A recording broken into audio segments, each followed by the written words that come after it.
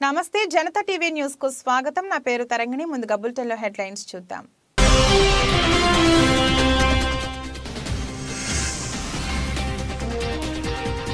Central నైజీరియాలో కాల్పులు 160 మంది మృతి।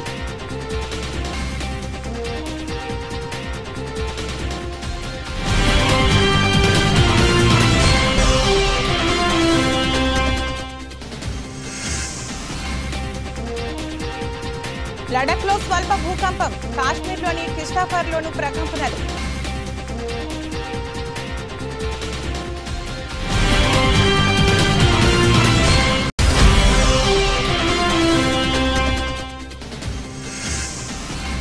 దేశంలో ఒక్కరోజే 628 కొత్త కేసులు, 4054కు చేరిన మొత్తం యాక్టివ్ కేసులు।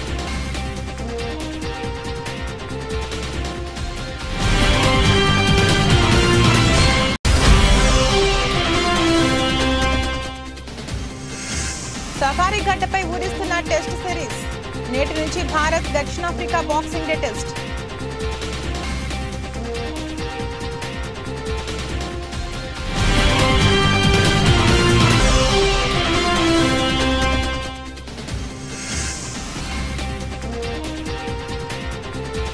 బిజినెస్ రివ్యూ 2023 ఇన్వెస్టర్లకు భారీ లాభాలను పంచిన చిన్న షేర్లు।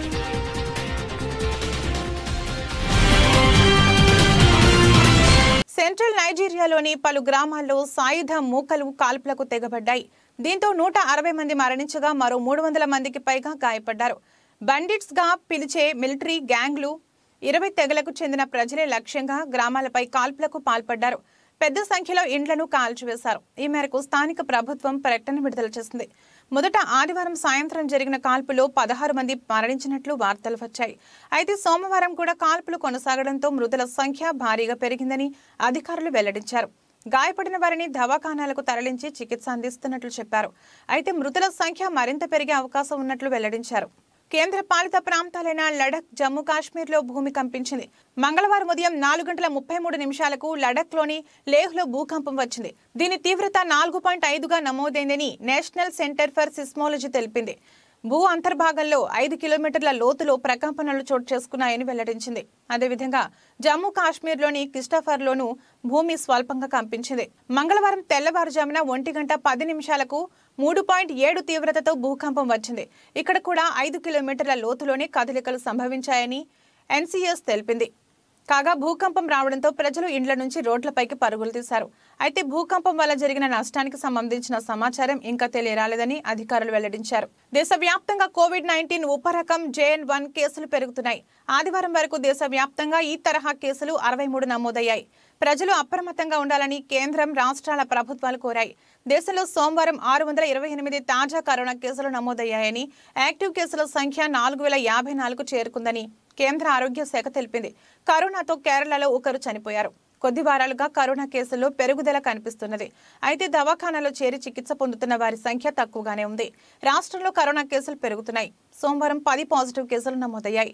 హైదరాబాద్లో 9, కరీంనగర్లో 1 కేసు నమోదైనట్లు వైద్య ఆరోగ్య శాఖ బులెటిన్ విడుదల చేసింది। మొత్తం 989 మందికి కరోనా నిర్ధారణ పరీక్షలు నిర్వహించినట్లు తెలిపింది। దీంతో రాష్ట్రంలో యాక్టివ్ కేసుల సంఖ్య 55కు చేరిందని చెప్పింది। మరో 12 మంది రిపోర్టులు రావాల్సి ఉందని పేర్కొంది। ఆదివారం 8 కేసులు నమోదైనట్లు వివరించింది। భయపడాల్సిన అవసరం లేదని, అప్రమత్తంగా ఉంటే సరిపోతుందని సూచించింది। సమగ్ర శిక్షా ఉద్యోగుల సమస్యలు పరిష్కరించాలని తెలంగాణ సమగ్ర శిక్షా ఉద్యోగుల సంఘం సభ్యులు ఖానాపూర్ ఎమ్మెల్యే వెడ్మ బొజ్జు పటేల్కు విన్నవించారు। ఆదిలాబాద్ జిల్లా కేంద్రంలో మంగళవారం ఉదయం 9 గంటలకు ఆయనను కలిసి వినతి పత్రం సమర్పించారు। ఉద్యోగులను క్రమబద్ధీకరించాలని కోరారు। సమాన పనికి సమాన వేతనం ఇవ్వాలని అన్నారు। ప్రస్తుతం కనీస వేతనం కల్పించి జీవిత బీమా 50 లక్షలు ఇవ్వాలని కోరారు। కాంగ్రెస్ ప్రభుత్వం ఎన్నికల ముందు ఇచ్చిన హామీని నెరవేర్చాలని అన్నారు। సానుకూలంగా స్పందించిన ఎమ్మెల్యే సమస్యలను సీఎం రేవంత్ రెడ్డి దృష్టికి తీసుకెళ్తానని హామీ ఇచ్చారు। రంగారెడ్డి జిల్లా పరిధిలోని మాదాపూర్ అడిషనల్ డీసీపీ నంద్యాల నరసింహారెడ్డి సోమవారం సమావేశం ఏర్పాటు చేశారు। పర్మిషన్లో ప్లేస్ ప్రీవియస్ గా ఈవెంట్ చేసిన హిస్టరీని పరిశీలించి ఎక్సైజ్ పర్మిషన్, స్థల అనుమతి ఉంటేనే పర్మిషన్ ఇవ్వడం జరుగుతుందన్నారు। ఆన్లైన్లో అప్లికేషన్స్ అందుబాటులో ఉంచామన్నారు। సన్బోర్న్ ఈవెంట్ పేరున పర్మిషన్ అప్లై చేసిన వారికి పర్మిషన్ రాకపోవడంతో ముందే బుక్ మై షోలో టికెట్స్ అమ్మడం జరిగిందన్నారు। వారిపైన మాదాపూర్ పిఎస్లో కేసు నమోదు చేశామన్నారు। ఎలా అప్లై చేసుకోవాలి అనే విధానాన్ని అందరికి వివరించాము మీ ద్వారా। కొందరు ముఖ్యంగా సన్బర్న్ వాళ్ళు ఈవెంట్ అప్లై చేసుకోకుండానే బుక్ మై షో ద్వారా వాళ్ళు టికెట్లు అమ్ముతున్నారు. సుమన్ సన్బర్గ్ అతని మీద కేసు రిజిస్టర్ చేశాము. బుక్ మై షో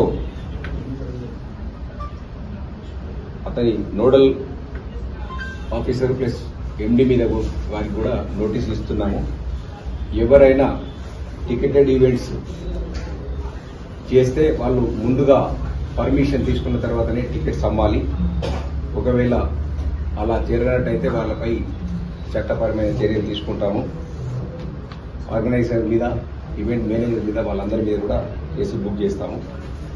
మేము పర్మిషన్ ఇచ్చే ముందు వాళ్ళ ప్లేసు, వాళ్ళు ఇంతకుముందు కండక్ట్ చేసిన ఈవెంట్, వాళ్ళ ప్రీవియస్ హిస్టరీ వాటినన్నింటినీ పరిశీలించి వాళ్ళకి పర్మిషన్ ఇస్తాము. మీ ద్వారా ఈవెంట్ ఆర్గనైజర్కి విజ్ఞప్తి చేయడం అనేది పోలీస్ ద్వారా పర్మిషన్ ఉంటేనే వాళ్ళు టికెట్లు అమ్మాలి. పోలీస్ ద్వారా పర్మిషన్ ఉంటేనే ఆర్గనైజ్ చేయాలి. అదర్వైజ్ వాళ్ళు చేయడానికి వీల్లేదు. చేస్తే చట్ట మన సూపర్ 6 దెబ్బకి జగన్ కి దిమ్మ తిరిగింది. మనం చెప్పినట్టే మహిళలకు ఆర్టీసీలో ఉచిత ప్రయాణ సౌకర్యం కల్పిస్తాడంట. 5 ఏళ్లు ఇష్టం వచ్చినట్లు ఛార్జీలు పెంచేసి ఇప్పుడు ఉచితంగా ఇస్తాడంట. నిన్నెవరు నమ్ముతారయ్యా అని చంద్రబాబు ఎద్దేవా చేశారు. ఇప్పుడే అన్నాడు, మీరు చూశారు. నేను సూపర్ 6 ఇస్తే ఈ ముఖ్యమంత్రి అంటున్నాడు నేను కూడా ఉచిత ప్రయాణ సౌకర్యం మా ఆడబిడ్డలకు ఏర్పాటు చేస్తానని నేను హామీ ఇచ్చాను. ఇప్పుడు ఆయన ఓడిపోతాడని సర్వేలు వచ్చేసాయి. అందుకే నేను కూడా ఉచితంగా బస్సుల్లో ఆడబిడ్డలకు ప్రయాణ సౌకర్యం ఏర్పాటు చేస్తాను. బాగానే ఉంది. వాళ్ళ దగ్గర దోచుకున్న నిత్యావసర వస్తువుల ధరలు పెరుగుతాయి. ఎవడిస్తాడు ఆ డబ్బులు తిరిగి? కరెంటు ఛార్జీలు దోపిడీ చేశారు, ఎవరిస్తారు ఆ డబ్బులు తిరిగి? పన్నులు పెంచి విపరీతంగా చేశారు, ఎవరిస్తారు ఆ డబ్బులు? ఇసుకలో దందా చేశావు, ఆ డబ్బులు తిరిగి ఎవరిస్తారు?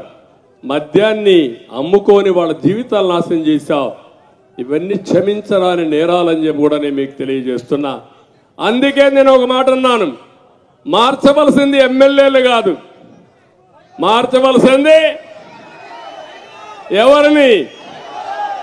పెనమలూరు నియోజకవర్గం ఉయ్యూరు మండలంలో రాజుపేట గ్రామంలో రాష్ట్ర బీజేపీ అధ్యక్షురాలు దగ్గుపాటి పురంధేశ్వరి వెంకటేశ్వరరాజు ఆధ్వర్యంలో బీజేపీ జెండా ఆవిష్కరించారు. అనంతరం మీడియాతో మాట్లాడుతూ ఈ రాష్ట్రంలో జనసేన పార్టీతో కేంద్ర అధిష్టానం మేరకు బీజేపీ పార్టీ పొత్తు ఉంటుందని అన్నారు.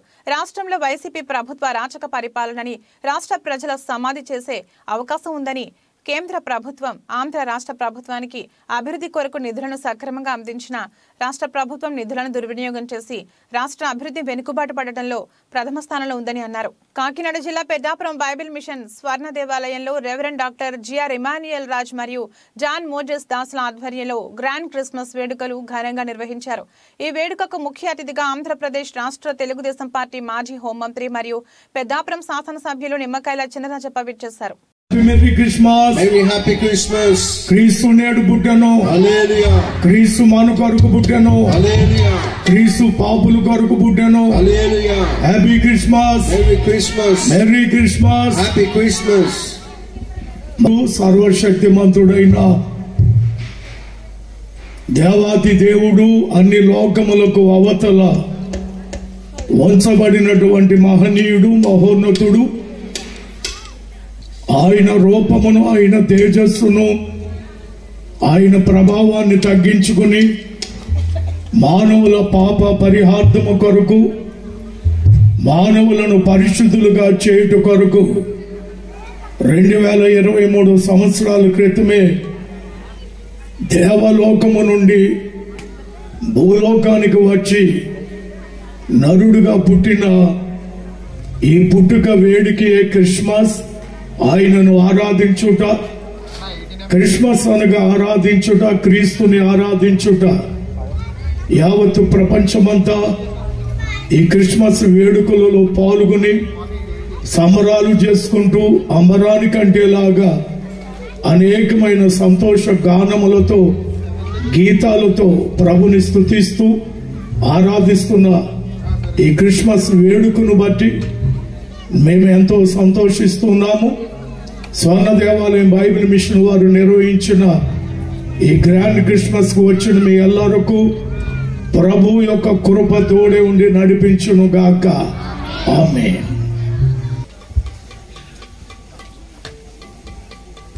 త్రగానముపై దివ్య స్థలములో దేవమారుగానము ముదేశ స్థలములో దేవలోక పావనులను దీన నరులను బ్రోవా చూడ దివి క్రిస్మస్ బ్రోవా చూడ దివి క్రిస్మస్ అంబకించినట్టి వయసులో ఈ దినముగ సఫలమాయ ఈ దినమున కాకినాడ రూరల్ మండలం చీడిగ గ్రామం జనసేన గ్రామ కమిటీ అధ్యక్షులు మహేష్ ఆధ్వర్యంలో నిర్వహించిన కార్యక్రమంలో జనసేన పిఎస్సి సభ్యులు రూరల్ ఇన్ఛార్జ్ పంతం నానాజీ పాల్గొన్నారు.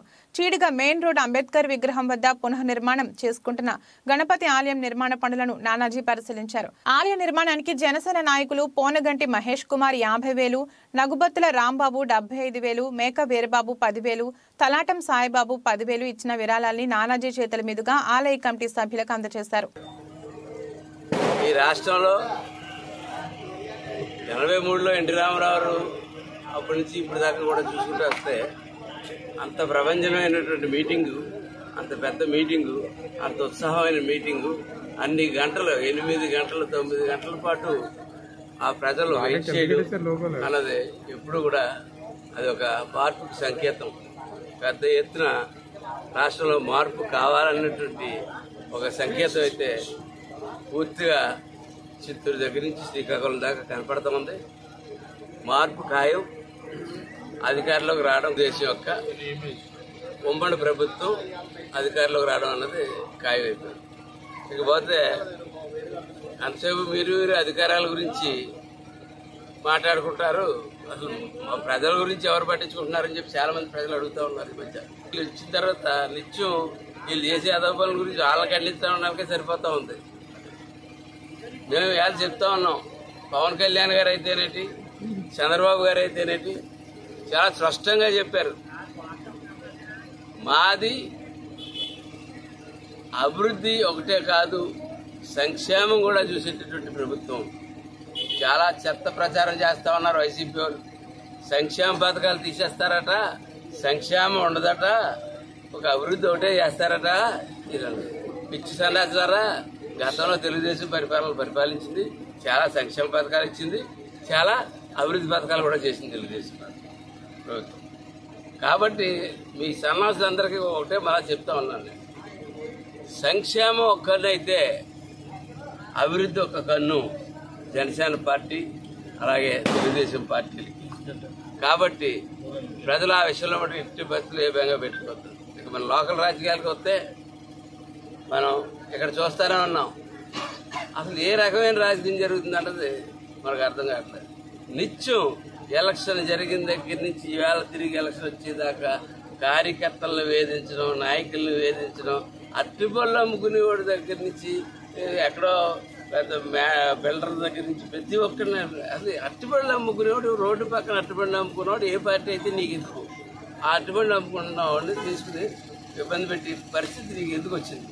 ఇటువంటి చెత్త పరిస్థితులు చేయబట్టే చంద్రశేఖర్ రెడ్డి అయినా అవ్వచ్చు, కన్నబాబు అన్న అవ్వచ్చు, ఈ ఒక శని కింద ఆపరించినటువంటి వీళ్ళిద్దరినీ కూడా ఈ జిల్లా నుంచి ఇక్కడి నుంచి ఖచ్చితంగా తరిమి కొట్టాలి.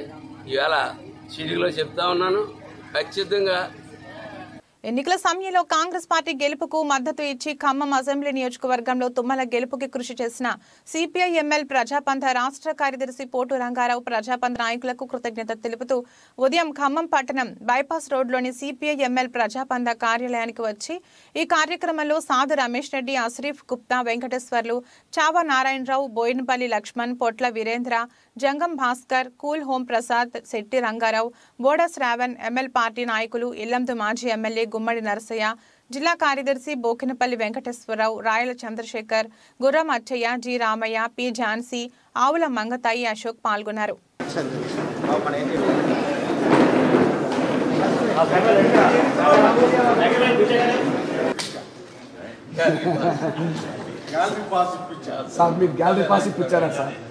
గ్యాలరీకి పోవడానికి నా దగ్గర నుంచి పాలు తీసుకుని గ్యాలరీకి అక్కడ అన్నారు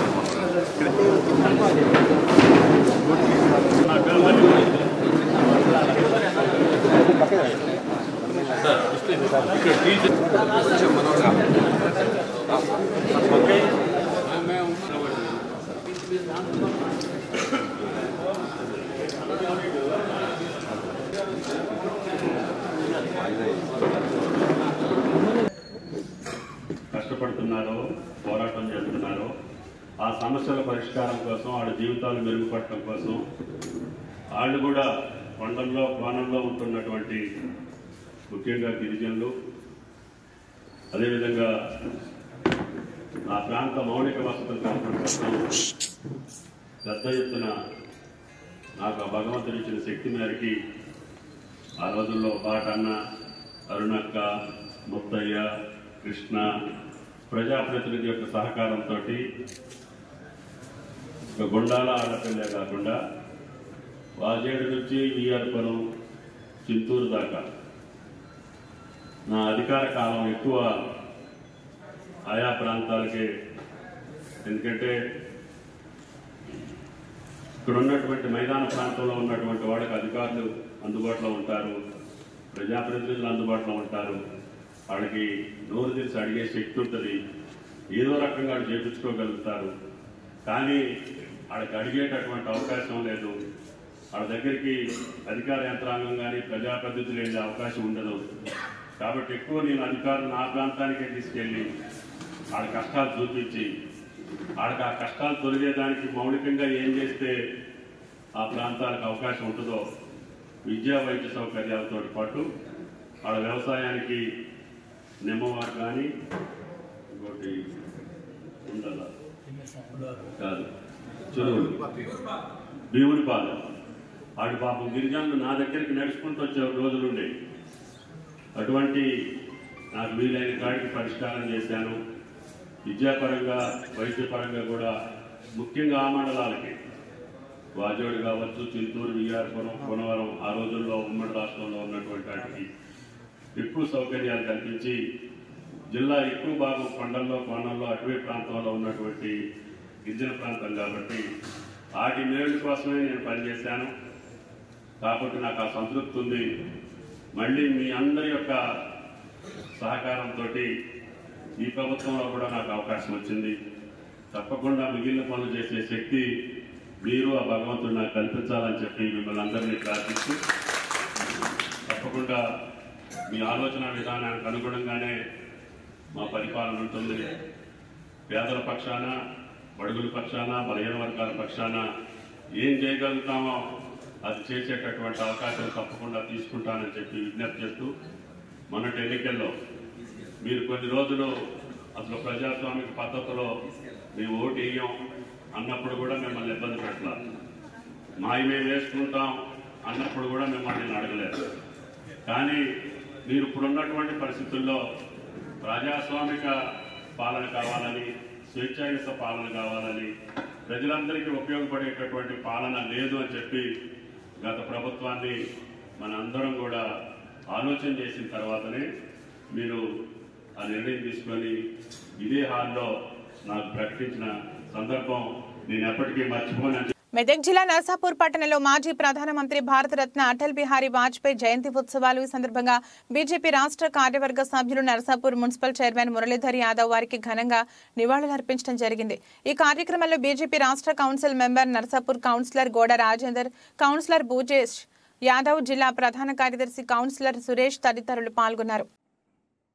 స్వర్గీయ అటల్ బిహారీ వాజ్పేయి గారి 99వ జయంతిని పురస్కరించుకొని ప్రజలకు సుపరిపాలన అందించాలనే లక్ష్యంతోనే ఇవాళ దేశమంతటా కూడా వాజ్పేయి గారి జయంత్యోత్సవాలు జరుపుకుంటారు. మహనీయుడు, నిస్వార్థపరుడు, సుపరిపాలన లక్ష్యంతో పనిచేసిన నాయకుడు, ఒక కమిట్మెంట్ ఉన్న నాయకుడిగా దేశ సేవలో పాల్గొన్న వాజ్పేయి గారి జయంతిని దేశవ్యాప్తంగా, ప్రపంచవ్యాప్తంగా జరుపుకోవడం చాలా సంతోషం. దాంట్లో భాగంగానే నర్సాపూర్ నియోజకవర్గంలో జరుపుకుంటున్నాం. ఇవాళ ఈ రాష్ట్రాన్ని, దేశాన్ని దశాబ్దాల పాటు పరిపాలించి ఎన్నో రకాలుగా ఇబ్బందులు చేసిన ఈ రాష్ట్రానికి నిజమైన స్వతంత్రం రావాలంటే అటల్ బిహారీ వాజ్పేయి గారు కలలుగన్న దేశంగా సుపరిపాలన దేశంగా ఉండాలంటే ఇలా దానికి దీటుగా దానికి సరైన నాయకత్వంలో మన నరేంద్ర మోడీ గారు ఈ దేశ పరిపాలన అందిస్తున్నారు. అలాగే రాష్ట్రాలలో కూడా ఈ పరిపాలనకు శ్రీకారం దిద్దాలని, అన్ని రకాలుగా దేశం రాష్ట్రం సుభిక్షంగా ఉండాలి, సుపరిపాలన ఉండాలని చెప్పి ఏ లక్ష్యమైతే కలలు కన్నాడో అటల్ బిహారీ వాజ్పేయి గారు, ఆ కలలకు నిదర్శనంగానే ఈరోజు భారతీయ జనతా పార్టీ కార్యకర్తల నాయకులు పనిచేస్తారు. దాంట్లో భాగంగానే ఇవాళ చాలా సంతోషం. స్వర్గీయ అటల్ బిహారీ గారి 99వ జయంతిని పురస్కరించుకొని ఘనంగా జరుపుకుంటున్నాం. కాబట్టి వాజ్పేయి గారు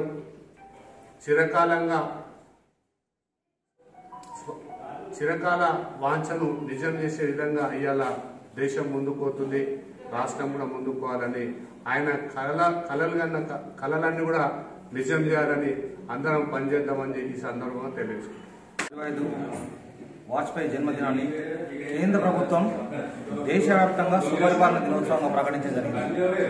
సుపరిపాలన అనేది నైతికతకు సంబంధించింది. ఈ దేశంలో ఒకట అట్టడుగు వర్గాల ప్రజలు, అంత్యోదయంలో అట్టడుగు వర్గాల ప్రజల కోసం అటల్ బిహారీ వాజ్పేయి గారు తన జీవితం అంతా కలలు కన్నారు. ఏదైతే అంతకుముందు వాజ్పేయి పరిపాలన కంటే ముందు ఈ దేశంలో పట అనేక పార్టీలు పరిపాలన చేసినా కానీ వాజ్పేయి యొక్క పరిపాలన ఈ దేశంలో పట ఒక ప్రత్యేకమైనది. వాజ్పేయి గారు ఎప్పుడైతే ప్రధానమంత్రి అయ్యాడో అప్పటి నుంచే ఈ దేశంలో పట అభివృద్ధికి పునాదులు పడ్డాయి, నైతిక విలువలకు పునాదులు పడ్డాయి. కాబట్టి అటల్ బిహారీ వాజ్పేయి ఒక్క ఓటుతో ఓడిపోయినప్పుడు కూడా ఎక్కడ కూడా పార్టీలో ఎంపీలను కొనుగోలు చేయకుండా తను దిగిపోవడానికి సిద్ధమవుతూ నైతికతను చాటిన వ్యక్తి అటల్ బిహారీ వాజ్పేయి గారు. కాబట్టి ఆయన యొక్క జీవితాన్ని ఆదర్శంగా తీసుకొని ఈరోజు భారతీయ జనతా పార్టీ ఈ దేశంలో పట నరేంద్ర మోడీ గారి నాయకత్వాన్ని పరిపాలన కొనసాగిస్తుంది. కాబట్టి ఈ అటల్ బిహారీ వాజ్పేయి యొక్క జన్మదినం ఈ దేశ ప్రజలకు ఆదర్శం. ఆయన జీవితం అంతా ఈ దేశంలో ఉన్న రాజకీయ నాయకులకు ఆదర్శం, ప్రపంచంలో ఉన్న నాయకులు కూడా అటల్ బిహారీ వాజ్పేయి యొక్క రాజకీయ జీవితం ఆదర్శం. కాబట్టి భారతీయ జనతా పార్టీ కార్యకర్తలు అటల్ బిహారీ వాజ్పేయి జీవితాన్ని ఆదర్శంగా తీసుకుని ఈ దేశంలో పట పరిపాలన కొనసాగించడానికి ముందుకు పోతున్నారు. అనేకమైన చట్టాల లోపల కూడా ఇప్పుడు కూడా ఏదైతే రోడ్లు అయితే ఉన్నాయో వాటి లోపల కానీ ఏదైతే బలమైన పోఖరాన్ అనుభవం విషయంలో కానీ అటల్ బిహారీ వాజ్పేయి యొక్క ముద్ర ఉన్నది. కాబట్టి అది మరవలేనిది. అటల్ బిహారీ వాజ్పేయి యొక్క ప్రధానమంత్రి యొక్క పరిపాలన అనేది ఈ దేశ రాజకీయ చరిత్రలో మరవలేనిది. కాబట్టి మనం ఆ దిశగా అడుగులని చెప్పి భారతీయ జనతా పార్టీ కార్యకర్తలుగా ఆ విధంగా ముందుకు సాగాలని కోరుతాము. ఈ ఏడాది జరిగిన భారీ మార్కెట్ ర్యాలీలో ఇన్వెస్టర్లకు చిన్న షేర్లే గొప్ప రాబడుల్ని పంచాయి. ఈ ఏడాది ప్రారంభం నుంచి డిసెంబర్ 22 వరకు BSE small cap index 45.2% rally జరపగా మిడ్ క్యాప్ ఇండెక్స్ 41.74% జంప్ చేసింది. ఇదే సమయంలో బీఎస్ఈ ప్రధాన సూచి సెన్సెక్స్ 16.87% పెరిగింది. సెన్సెక్స్ తో పాటే స్మాల్ మిడ్ క్యాప్ ఇండెక్స్లు సైతం చారిత్రాత్మక రికార్డు స్థాయిల్ని చేరాయి. ర్యాలీలో అధికంగా రిటైల్ ఇన్వెస్టర్లు పాల్పంచుకోవడంతో పాటు దేశ స్థూల ఆర్థిక ఫండమెంటల్స్ పట్ల ఆశాభావం నెలకొనడంతో స్మాల్ మిడ్ క్యాప్ షేర్లు జోరుగా పెరిగాయని విశ్లేషకులు చెప్పారు. Mid cap small cap funds లోకి భారీగా సిప్ పెట్టుబడులు రావడం కూడా ర్యాలీకి కారణమన్నారు. మొత్తంగా ఆర్థిక వ్యవస్థ అవుట్లుక్ బాగుంటే స్మాల్ మిడ్ క్యాప్ విభాగాలు ర్యాలీ స్పీడ్గా ఉంటుందని AUM capital national head Mukesh Kochhar వివరించారు. దక్షిణాఫ్రికా పర్యటనలో T20 సిరీస్ ను సమం చేసుకుని వన్డే సిరీస్ చేజిక్కించుకున్న టీమిండియా ఇప్పుడు అసలు సిసలు సమరానికి సమాయత్తమైంది. ప్రతి ఒక్కరూ ఆసక్తిగా ఎదురుచూస్తున్న 2 మ్యాచ్ల టెస్ట్ సిరీస్ కు మంగళవారం తెరలేవనుంది. పేస్ కు సహకరించే సెంచూరియన్లో ఇరు జట్ల మధ్య నేటి నుంచి తొలి టెస్టు ప్రారంభం కానుంది. 1992 నుంచి మొదలుకుని ఇప్పటి వరకు 31 ఏండ్లలో 8 సార్లు దక్షిణాఫ్రికాలో పర్యటించిన టీమిండియా ఒక్కసారి కూడా టెస్ట్ సిరీస్ గెలవలేకపోయింది. ఒకే ఒక్కసారి సిరీస్ డ్రా చేసుకుని మిగిలిన 7 సార్లు ప్రత్యర్థికి కప్పు అప్పచెప్పింది. ఈసారి ఆ లెక్కలు సరిచేయాలనే ఉద్దేశంతో భారత జట్టు ఉంటే అజేయ రికార్డు కొనసాగించాలని ప్రోటీస్ రెడీ అవుతున్నారు. బులెటిన్ ముగించే ముందు హెడ్లైన్స్ మరొకసారి.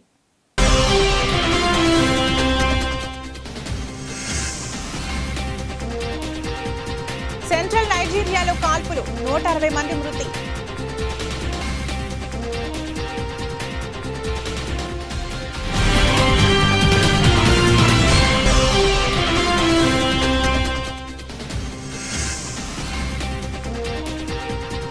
లడఖ్లో స్వల్ప భూకంపం, కాశ్మీర్లోని కిష్టాఫర్లోనూ ప్రకంపనలు.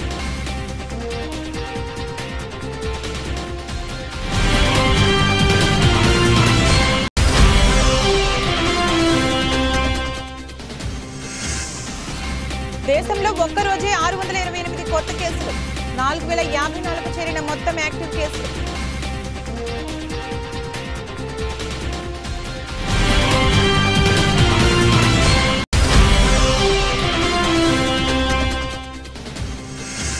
సఫారీ గడ్డపై ఊరిస్తున్న టెస్ట్ సిరీస్. నేటి నుంచి భారత్ దక్షిణాఫ్రికా బాక్సింగ్ డే టెస్ట్.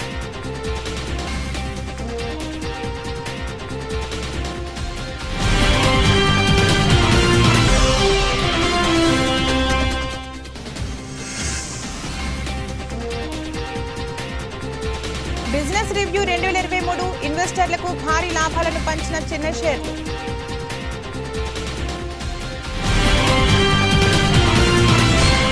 ఇదే రోజు బులెటిన్. మరో బులెటిన్లో మళ్ళీ కలుద్దాం. అంతవరకు సెలవు. నమస్కారం.